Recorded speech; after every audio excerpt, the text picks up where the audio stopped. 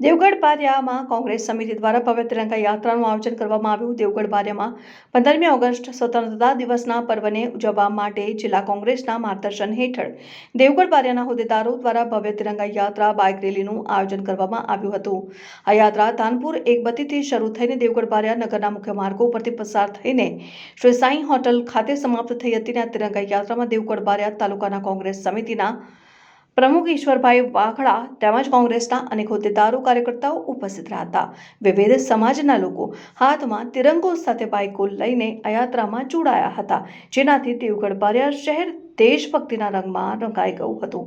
Reporter Saif Khan Pathan. આજ રોજ 15મી August નિમિત્તે દેવગઢ બારિયા કોંગ્રેસ દ્વારા તિરંગા યાત્રાનું આયોજન કરવામાં આવ્યું હતું, જેમાં જોડાયેલા સૌ રાષ્ટ્રભક્તોનો હું આભાર માનું છું। દેવગઢ બારિયા તાલુકા કોંગ્રેસ પ્રમુખ ઈશ્વર વાઘડા।